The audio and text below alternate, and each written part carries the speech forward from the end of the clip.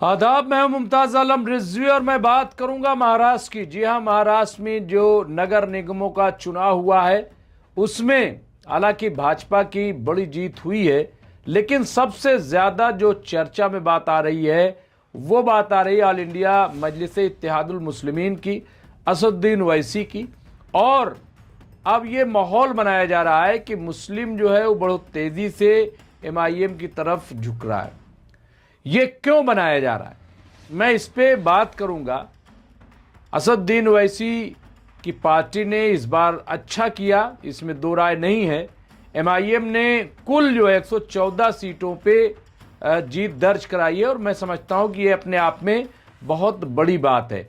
लेकिन जिस तरह से इसे पेश किया जा रहा है वो बहुत ही खतरनाक है, वो अच्छा नहीं है। मैं उस पर बात करूंगा क्योंकि अब इसके बाद जो अगला पड़ाव है वो पड़ाव है मगरबी बंगाल का चुनाव, और वहां पे ऑल इंडिया मजलिस इत्तेहादुल मुस्लिमीन जो है वो पूरी ताकत झोंकेगी, तो उस पर मैं बात करूंगा।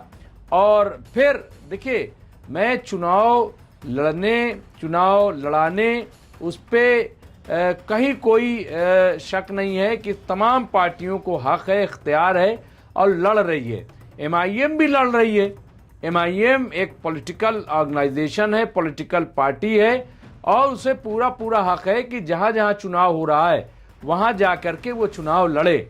लेकिन उसको जो रंग दिया जा रहा है, मैं बात कर रहा हूं दो मजहब में उसको डिवाइड किया जा रहा है, ये ठीक नहीं है जैसे तमाम पॉलिटिकल पार्टी हैं।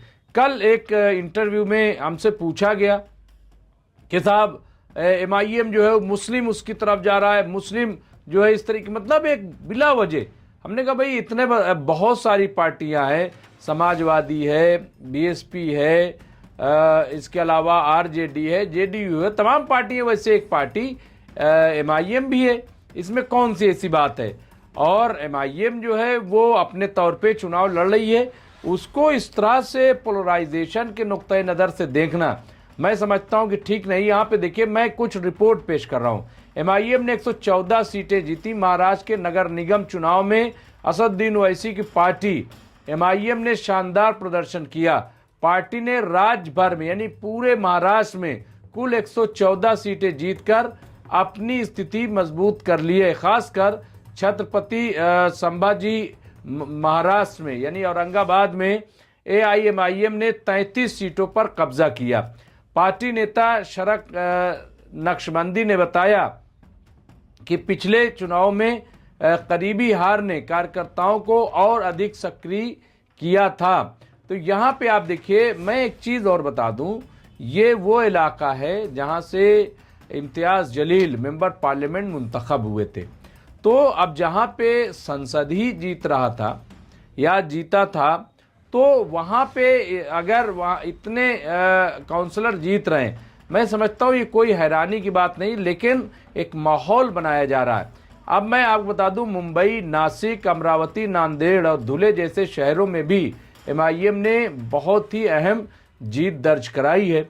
उन्होंने कहा कि ओवैसी ने इस बार चुनाव प्रचार में अधिक समय दिया और पार्टी कार्यकर्ताओं के बीच मतभेदों को दूर किया।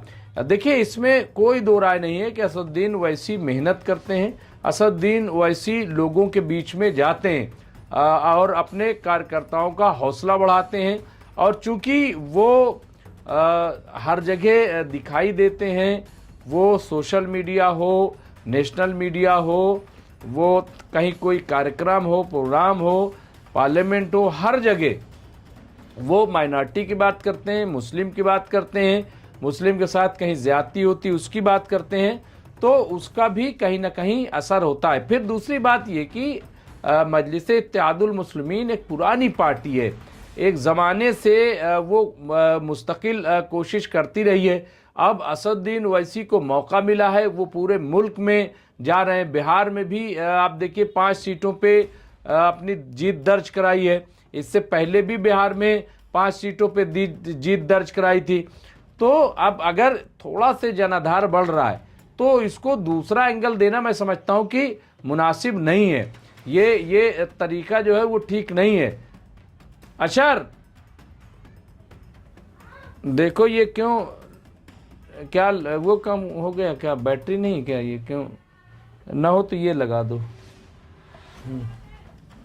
बैटरी कम है क्या, ये क्यों लाइट चली गई। हाँ 5%। हाँ तो लो 1 मिनट, ये इसको लगा दो उधर थोड़ा सा, 1 मिनट 1 मिनट। करंट लग गया। करंट कहाँ से लग जाएगा, लगा दो। नहीं मैं इसका छू देता ना केबल के। हो गया। चलो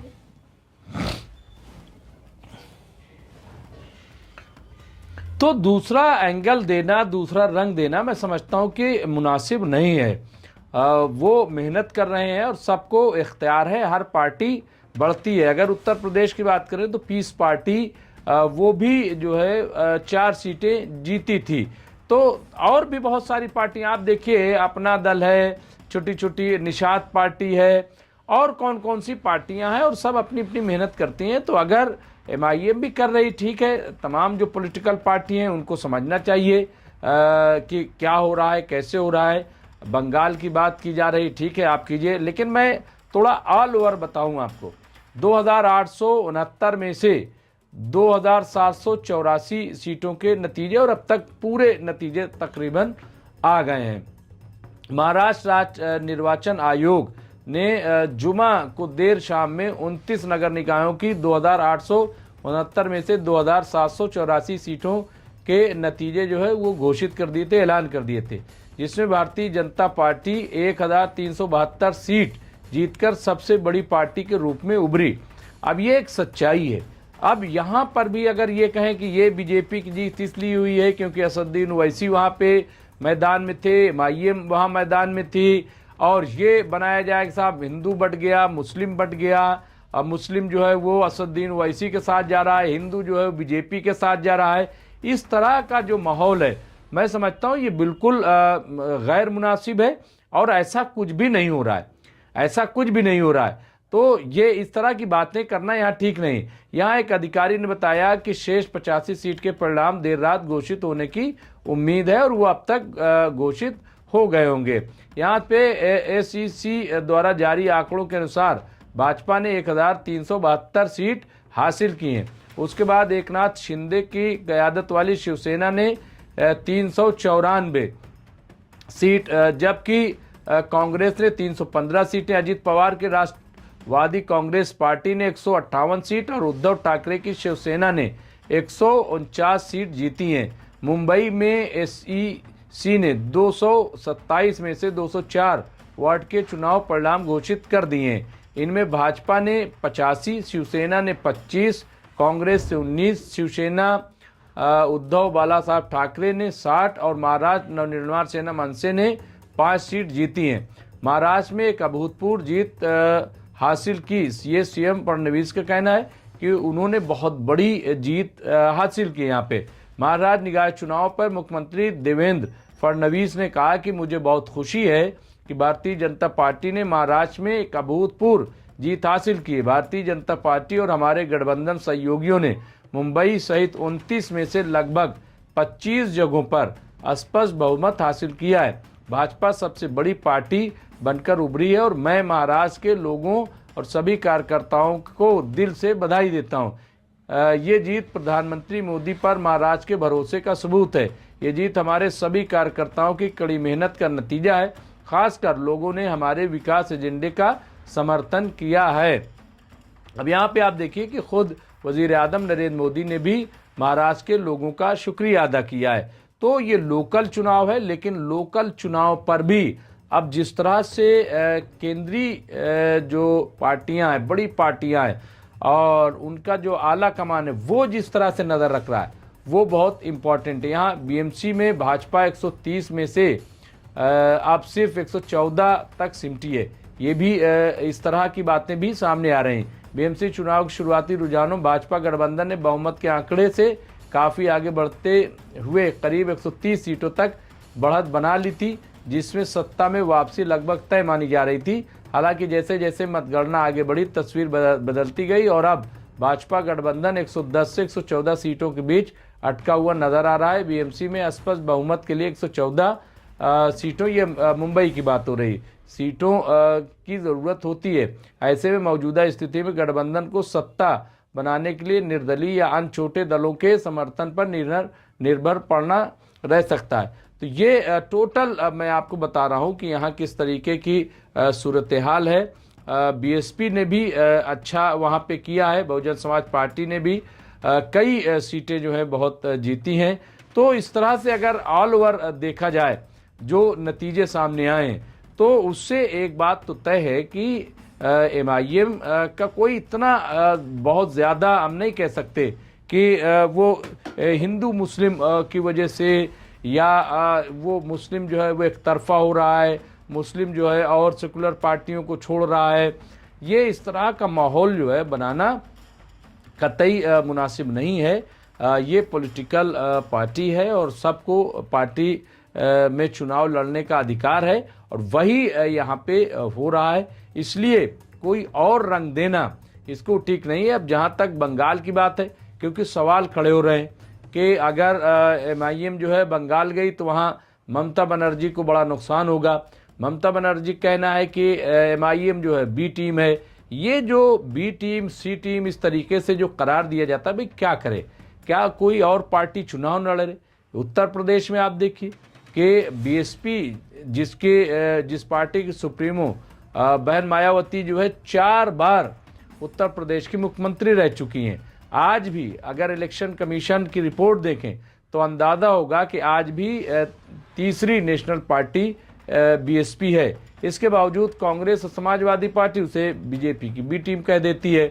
हाँ, अभी आप देखिए कि कितना बड़ा प्रोग्राम उत्तर प्रदेश में ऑर्गेनाइज हुआ। 9 अक्टूबर का आप देख लीजिए, जहां 10 लाख लोग गए। इसके बाद 6 दिसंबर को जो प्रोग्राम हुआ नॉर्थ और वेस्ट में, वहां पे आप देखिए कि एक लखनऊ में कार्यक्रम हुआ था और एक यहाँ नोएडा में। तो यहाँ आप देखिए कि लाखों लाख लोग शरीक हुए।